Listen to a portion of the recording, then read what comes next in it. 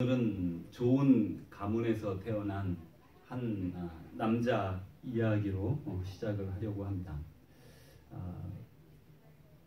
우리가 잘 아는 이스라엘의 지도자 모세는 이스라엘 백성을 애굽으로부터 구출해낸 그런 아주 위대한 지도자이면서 또 젊었을 때는 자기 힘으로 자기 민족을 구하려고 했지만 그것이 실패하고 80이 돼서야 하나님의 부름을 받아 이제는 하나님께서 부르심에 의해서 이제 그 일을 감당하게 된 노인입니다. 그런데 우리가 잘 아는 이 모세는 레위 지파였다는 거예요. 레위 지파가 어떤 의미를 가지냐 하면 시내산에서 이제 이 하나님에 의해서 그 성전의 법들이 제정될 때 레위 지파 사람들이 이제 모든 그 성전의 일들을 맡도록 하나님이 제정하십니다. 그러니까 그 전까지는 이 야곱의 12아들의 한 아들 족속에 불과했는데 그것이 이제 세월이 가면서 400여 년이 벌써 흘렀어요. 그렇게 된지. 그래서 레위 사람들이 그 전까지는 뭐 특별하다 할 만한 이유가 하나도 없었습니다. 그런데 하나님께서 애굽을 나오면서 시내산에 머물렀을 때에 레위족 너희들이 이 성전에 성막을 지키고 또 성막을 진행하는 모든 것을 진행하고 움직일 때 그것을 나르고 만지고 할 수 있는 건 너희들 뿐이다. 다른 사람 어느 누구도 그것은 만질 수 없다. 이렇게 제정을 해 놓으셨죠. 그런데 이 모세가 바로 레위 사람이었던 겁니다. 레위 가족 중 한 사람이 가서 레위 여자에게 장가들어. 그러니까 레위 족속인 사람이 레위 여자에게 장가들어서 그 여자가 임신해서 아들을 낳아 이제 석 달을 숨겼다. 이렇게 말을 하죠. 그래서 이제 애굽에서 살 때에 이 사람들이 한 지역에 아마 이렇게 같이 살 수 있었을 거예요. 가능하면 자기의 그 같은 종족들이 꼭 그런 건 아니었겠지만 그런 가능성이 많이 있습니다. 이렇게 한 군데 살게 되었습니다. 그런데 이제 모세보다 3살 먼저 난 그의 형이 있었는데 아론이라고 합니다. 그보다 더 그 사이에 이제 여자가 있는데 미리암이라는 여자 형제가 있었죠. 그래 이제 이 아론은 모세보다 3년 먼저 태어났지만 그 당시에는 아이들이 태어나도 그러니까 히브리 아이들이 태어나도 뭐 이렇게 해치거나 하는 일이 없었어요. 그렇지만 이제 그 애굽에는 너무나 히브리 사람들이 강성해지니까 그 애굽의 그 왕이 법을 제정해서 무조건 히브리 남자아이는 다 그 강물에 애굽의 나일강에 던져버리는 법을 정합니다. 참 이렇게 상상할 수도 없는 그런 법이죠. 그리고 악법이고 잘못된 죄악을 저지르고 있었어요. 그리고 여자아이는 살려서 그 자기도 족속과 이제 어울리도록 그렇게 만들게 됩니다. 이제 이렇게 해서 같이 시내산에서 이제 시내산으로 탈출해서 모이게 되었어요. 그런데 여기에 이제 가만히 보면 레위에게는 3 아들이 있었습니다. 레위는 지금 우리가 말하는 레위는 야곱의 아들 3이 있었는데 게르손, 고핫, 모라리라는 3 아들이 있어서 그 3 아들의 지파로 쭉 내려오게 되는데 이제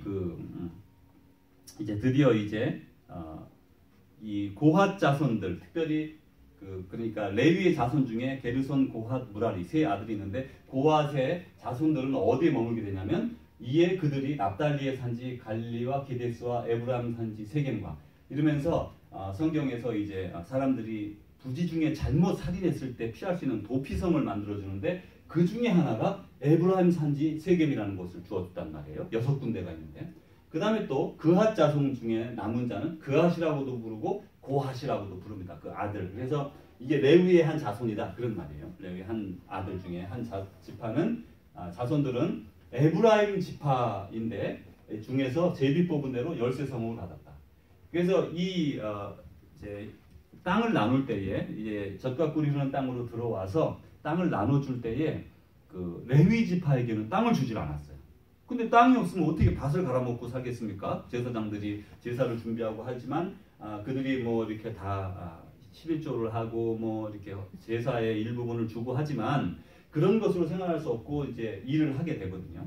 그런데 이제 이 사람들이 에브라임 지파의 한 지역을 또 불화받게 되어서 살아가게 됩니다. 그래서 이제 보면 12지파 중에 11지파가 있는 곳에 부분을 제사장들에게 떼어주고 도피성도 주고, 그래서 그 제사장들은 다시 말하면 전국에 거하게 되었다는 걸 우리가 알 수가 있어요. 그 중에 이제 에브라임 산지에 이 고핫 자손들이 살게 됐다는 것을 알 수 있습니다. 레위의 아들들은 이러하니 게르손과 고핫과 무랄이다 이러면서 성경에서 명확하게 고핫 자손들에 대해서 얘기합니다.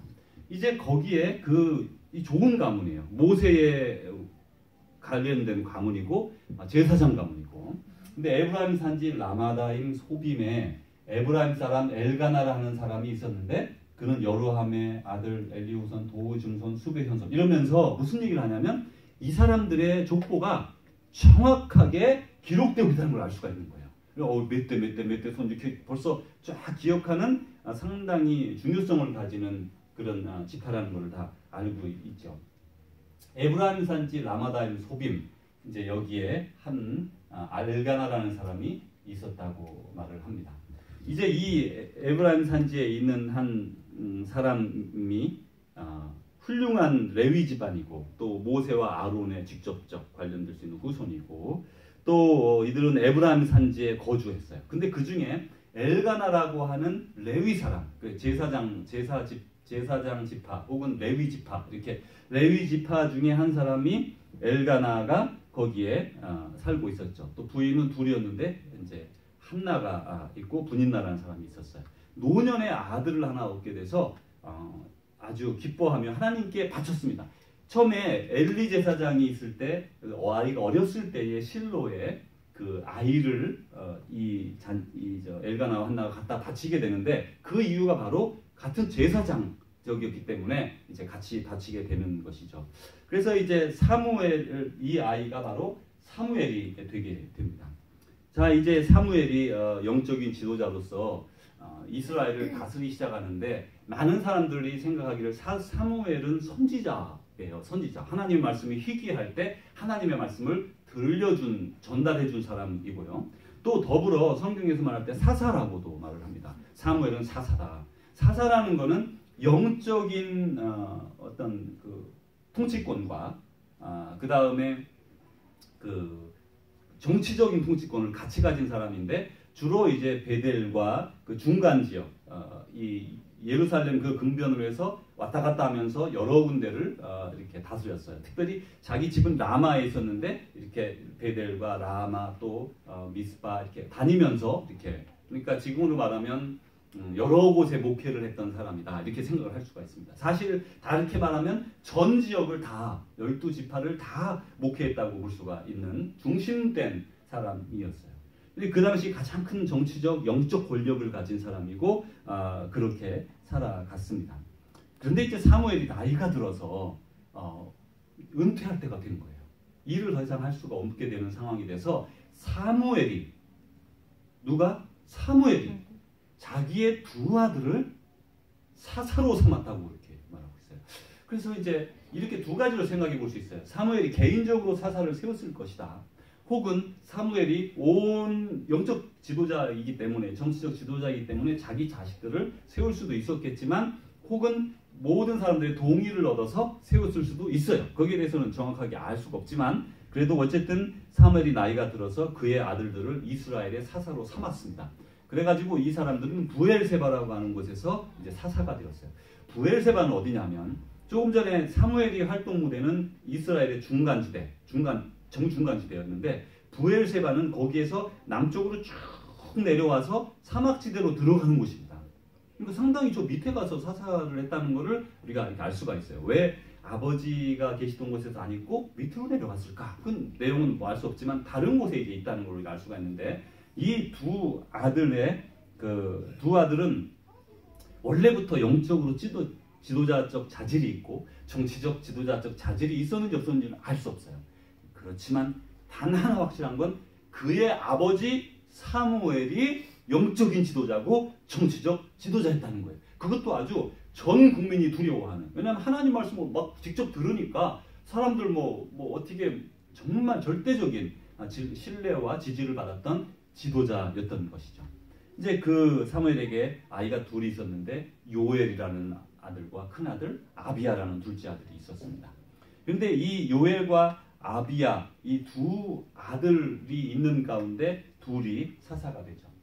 성경에서는 늘 말합니다. 나를 존중히 여기는 자를 내가 존중히 여기고 나를 멸시하는 자를 내가 경멸하리라. 그러니까 하나님을 경멸하는 사람을 사랑하지 않는다는 걸 밝히 말씀해 주는 거예요. 나를 존중히 여기고 나를 사랑하는 자를 내가 더 사랑하고 더 존중히 여기겠다고 명백하게 말씀하신 거죠. 그래 이제 사무엘은 그래서 존중을 받았고 사무엘의 먼저 제사장으로 실로에 있었던 엘리와 엘리의 자녀들, 엘리는 내용을 잘 알 수 없어요. 엘리는 그런대로 98세까지 이렇게 사사를 40년이나 했던 사람인데 엘리의 그 자손들은 홈리와 비나스는 다 하루에 죽어버리는, 그러니까 나를 멸시하는 자는 경멸하게 되고 나를 존중하는 자는 존중히 여기겠다는 말씀을 명확하게 하고 있는 것이죠. 자 이제 사무엘이 그의 아들들 요엘과 아비야가 자기 아버지의 행위를 따르지 아니하였다는 말이 나오고 있어요. 아버지는 그렇게 훌륭한 사람인데 그 아들 둘이 있는데 요엘과 아비야는 자기 아버지의 행위를 따르지 않았어요. 오늘 우리가 지금 나누려고 하는 운 좋은 사나이의 이야기는 요엘의 이야기입니다. 이익을 따라 뇌물을 받고 판결을 굽게 했다고 그래요. 이익을 따라 뇌물을 받고 판결을 굽게 했다. 자 이제 여기서 이제 우리가 조금 생각해 보려는 게 있습니다. 이 요엘이라는 사람은 사무엘의 맏아들입니다. 맏아들은 그 당시에 뭐 재산도 2배를 받았고요. 모든 것에 있어서 뭐 장자권부터 해서 다 재산권, 장자권 다 얻게 되는 거잖아요. 그래가지고 그 야곱이 자기 형 에서 것을 뺏으려고 얼마나 그렇게 속여가면서까지 그렇게 했습니까? 근데 이 요엘이 그런 모든 것을 다 받고 거기다가 자기 아버지 사무엘은 이스라엘 전 국민이 지지하는 영적인 지도자란 말이에요. 전폭적인 지지를 받고 요엘이 이제 아버지 뒤를 이어 사사가 되는 거예요. 그런데 여기에 이익을 따라 뇌물을 받고 판결을 굽게 했다. 지금 여기서 그 요엘의 그 역할이 나오고 있는데 판결하는 일을 했다는 거예요. 판결하는 일. 그러니까 재판권이 있는 거죠. 어떤 일에 분쟁이 있을 때에 영적인 눈으로 헤아려서 둘 다 거짓말을 하고 있는데 어떤 것이 의인가를 판결한 사람이 누구냐면 바로 사사였던 거죠. 근데 여기서는 그 판결을 굽게 했어요. 그 판결을 거짓으로 했어요. 분명히 잘못된 사람이 있는데 그 사람 잘했다 그러고 잘한 사람, 정말 죄 없는 사람은 감옥에 가두는 일을 했다 이거예요. 죄를 범했는데 왜 했느냐? 이제 여기서 그걸 찾는 거예요. 왜 했느냐? 이익을 따라 뇌물을 받으려고 했던 거예요. 그러니까 지금 뭐를 이 사람들이 요구하고 있냐면 이 요엘과 아비야 둘은 뇌물, 재물, 돈을 지금 구하고 있는 거예요. 그러면 여기서 이제 잠깐 더 그 당시 상황을 생각해 봅니다. 사사는 일반적으로 볼 때에 어떤 그 사사가 왕과 같은 직업은 아니었습니다. 사사는 하나님이 부르셨을 때에 일하고 물러나고 전시에도 일어나서 온 국민을 규합하여 적군과 싸워 구출하고 또 자기 직업으로 돌아가고 이런 사람이 많았단 말이에요. 선지자도 마찬가지죠. 선지자가 직업이 아니라 그냥 부르심 받으면 일하고 또 자기 일에 있고 아모스 같은 사람은 뽕나무 치는 그런 일꾼이었다고 말을 하거든요. 그래 이제 여기서 그렇지만 사무엘은 여러 군데를 다니면서 이렇게 다스렸기 때문에 직업이 있었을까 없었을까는 잘 알 수 없어요. 근데 지금 요엘도 마찬가지로 직업이 당시에 있었을까 없었을까 반반이라고 볼 수 있어요. 있을 수도 있고 없었을 수도 있었어요. 그런데 두 가지 경우에 다 생각해보면 직업이 있었는데 그 일도 해야 되고 사사도 해야 되고 바쁘지 않았겠어요? 그럼 뭐 자기 일에서 그만큼 시간을 투자를 못하니까 돈을 벌기 어려웠을 거예요. 상당히 어려웠을 겁니다. 그리고 이 사사로 뭐 어떻게 하면 조금씩 그렇게 어떤 고맙다고 줄는지 모르지만 그것 가지고 생활하기도 어려웠을 거예요.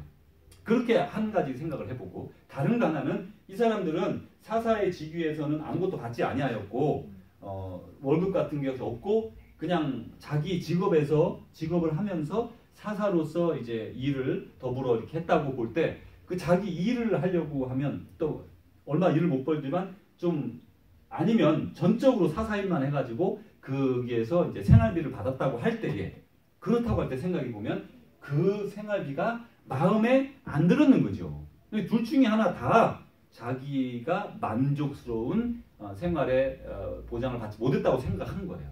아니면 더 넘어서서 더 많은 재물을 필요로 했습니다. 말하자면 다시 한마디로 쉽게 말하면 재물에 이런 어떤 먹고 사는 것에 만족스럽지 못했던 거예요. 이제 그런 한 사사를 우리는 지금 보고 있습니다.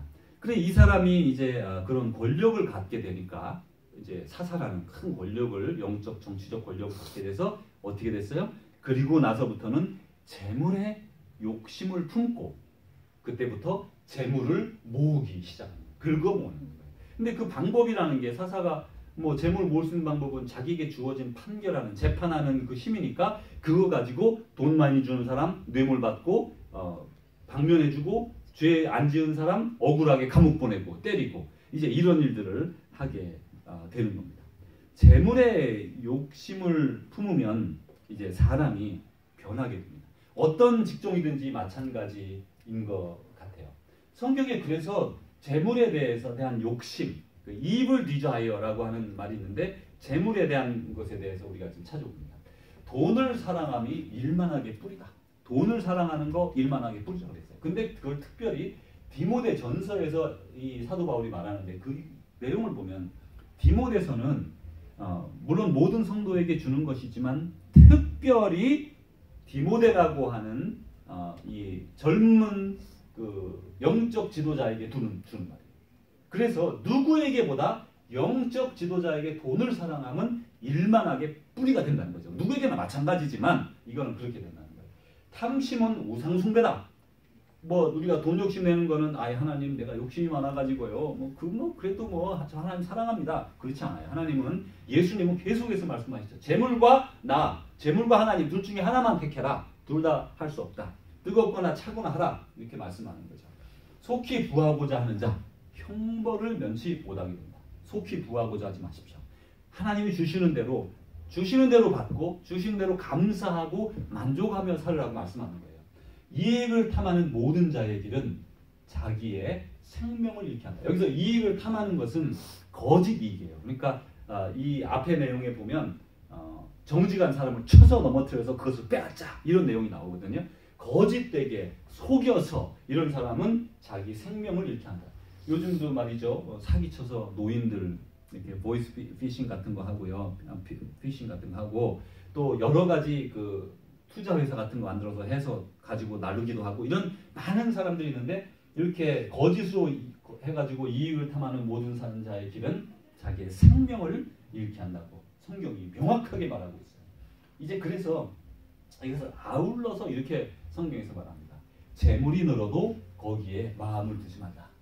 재물이 늘어도 거기에 마음을 두지 말라. 옛날 번역에 재물이 늘어도 거기에 너희 마음을 취심지 말지어다. 이렇게 말했는데 네 마음을 거기에 두지 말라.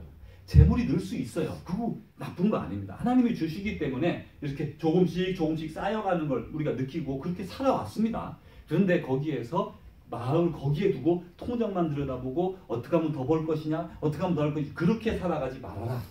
여기서 though your riches increase, do not set your heart on them. 여기에 두지 말라는 거예요. 다시 한번 우리 이 말씀을 같이 읽어보겠습니다. 재물이 늘어도 거기에 마음을 두지 말지어다. 재물이 늘 거예요. 그러나 거기에 마음을 두지 말라. 그것이 성경의 가르침입니다. 이제 이 욕심의 언덕에 올랐던 요엘은 결국 욕심의 언덕에 올라가서 그 점점점 재물을 쌓았어요. 재물이 쌓이면 좋은 것도 많죠. 그걸로 말미암아 재물로 말미암아 친구도 없고 말이죠. 선물도 줄 수 있고 말이죠. 좋은 게 많아요. 그런데 오늘 성경에서 말하죠. 재물을 쌓고 거짓으로 불법으로 이렇게 사사가 되어서 거짓으로 재물을 쌓아서 점점 정말 천국 같은 삶을 산다고 생각했는데 어느 날 갑자기 낭떠러지로 이렇게 벼랑으로 떨어지고 말게 되죠. 어떤 일이 발생하는가 하면 이 요엘이라고 한 사람이 자기는 사사고 뭐가 변하겠어요. 지금 누가 나를 뭐라고 그러겠어요. 그러면서 사사로서 열심히 재물을 모으고 불법으로 모으고 있는데 이 백성들이 이 소문이 너무너무 많이 퍼져나가고 전국에 원성이 들끓게 됩니다. 그러면서 아버지 사무엘, 나이 들어 아주 늙은 아버지 사무엘을 찾아가서 사무엘이여, 이렇게 당신의 아들 요엘과 아비야가 이렇게 불법으로 자꾸 그릇되게 이렇게 돈 받고 하면서 재판을 그르게 하니까 우리에게 왕을 주십시오. 이렇게 요구하게 돼요. 가만히 보십시오. 역사에 이렇게 흐름이 있는데 왜 이 사람들이 왕을 구했어요? 이 요엘 때문에 그런 거예요. 요엘과 아비야 때문에. 그게 아니었으면 적어도 그 아들 때에 가서 잘못하면 왕을 구할지 몰라요. 근데 지금 여기서 누구 때 왕을 구해요? 바로 요엘이라고 하는 그 사람 때에 왕을 구하게 됩니다. 왜냐하면 그 사람들이 잘못 행하니까. 잘못 행했을 때 그들은 왕이라고 하는 새로운 제도를 구하게 돼요. 역사를 비틀어 놓은 장본인이 되어버리고, 그 재물 때문에 역사가 비틀어지고 신정정치, 하나님의 사람이 그 나라를 다스리던 영적인 나라에서 세속적인 나라로 떨어지게 되는 것이죠. 이제 이렇게 왕을 구하자 결국 어떻게 됐습니까? 하나님은 사무엘에게 왕을 주어라. 그렇게 하고 그 사울이라고 하는 왕이 뽑아지면서 이들은 벼랑 끝으로 떨어져서 이름도 없이 사라져버리는, 성경의 내용에서 사라져버리는 그런 존재가 되었고, 물론 그들에게 재판권도 다 뺏겼고 아무것도 남아있지 않고 오히려 사람들에게 손가락질 받는 사람으로 전락하게 됩니다. 이 성경에 이제 계속해서 보면 이들이 이제 어떻게 되는가 하면, 요엘의 아들이 있었는데 그는 나중에 요엘이 어떻게 살았다는 내용은 성경에 나오지 않습니다. 이 사람은 아주 좋은 조건을, 그 재물을 모으려고 하다가 망치는 사람으로 이제 끝나는 것 같지만, 그 아들이 솔로몬 성전, 또 뒤에 그 이제 성전에서 드리는 제사 예배에 찬송하는 자가 돼요. 헤만이라고 하는, 헤삽이라고 하는 사람이 됩니다. 왜냐하면 그 전에 지금 다른 내용은 없지만 그 아들이 성전에서 찬양하는 자가 되었더라. 특별히 성경에 언급이 되어 있어요. 그걸 보면 이 아들도 제사장이니까, 그 레위 지파니까, 그런 지파로서 특별히 찬양으로 하나님께 돌리는, 그나마 그 아들은 돌아온 것을 우리가 이렇게 알 수 있게 됩니다. 재물에 욕심을 내면 모든 것을 잃습니다. 우리가 어떤 자리에 있든지 마찬가지예요. 만약에 영적 지도자로서 재물에 탐이 나거들랑, 그리고 만족스럽지 않거들랑, 둘 중에 한 가지는 선택해야 될 것 같아요. 그냥 그건 거기서 그만두고, 그리고 돈을 벌어보는 방법으로 사는 거예요. 그것도 불법으로 말고 합법적으로, 적당하게, 적법하게, 열심히 해서. 성경에 열심히 하는 자는, 부지런한 자는 재물이 늘어난다고 성경에 분명히 말씀하셨으니까 그런 길을 택해야 돼요. 그리고 목회를 하면서 혹은 수도사로 살아가면서 재물에 욕심이 나거들랑 그 욕심을 끊어야 되겠죠. 그리고서 목회를 계속해야 되겠죠.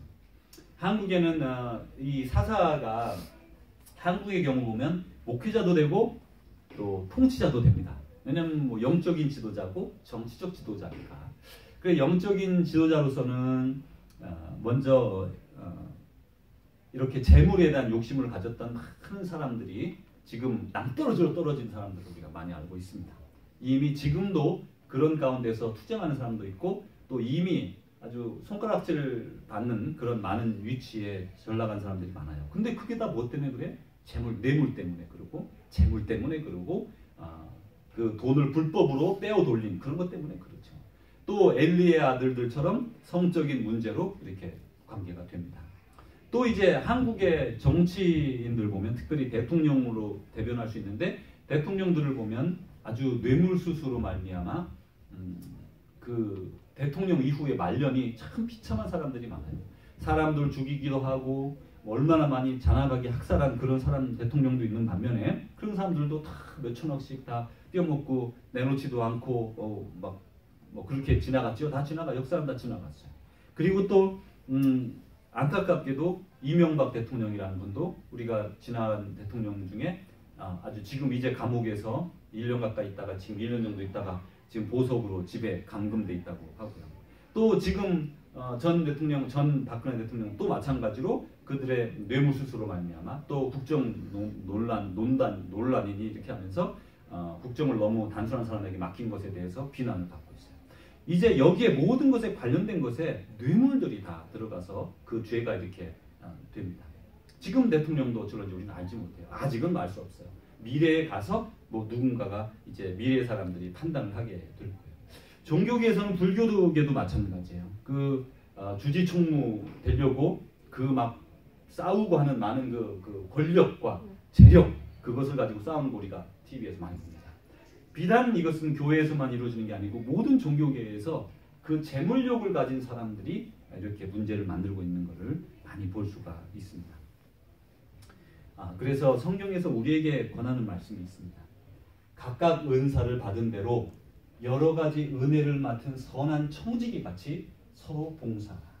은사는 성령의 은사가 여러 가지 은사가 있어요. 은사는 기프트입니다. 기프트. 은사라는 게 사자가 이제 선물이겠죠. 은혜를 주는 선물, 기프트. 근데 이 은사는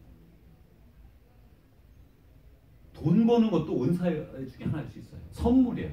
은사라고까지 말은 못해도 선물이에요. 이거는 어떤 사람은 대단히 영 이상한 것 같지 않은데 아주 잘 버는 사람이 있고 어떤 사람은 대단히 영리한데 재물을 못 모으는 사람도 있어요. 그게 하나님의 선물로 주는 사람이 있어요. 어떤 사람은 불법으로 하고 어떤 사람은 합법적으로 하고 적법하게 하고 열심히 하고 어떤 사람은 게으르게 하고 어쨌든 간 재물을 얻는 사람들이 있는데 그것도 하나님이 주신 선물이잖아요. 근데 그 선물을 우리가 청지기 같이 맡은 거죠. 맡겨진 거라는 걸 기억하고 그거로 서로 봉사하라. 이제 다시 한번 우리는 우리에게 재물에 욕심내면 낭떠러지로 떨어집니다.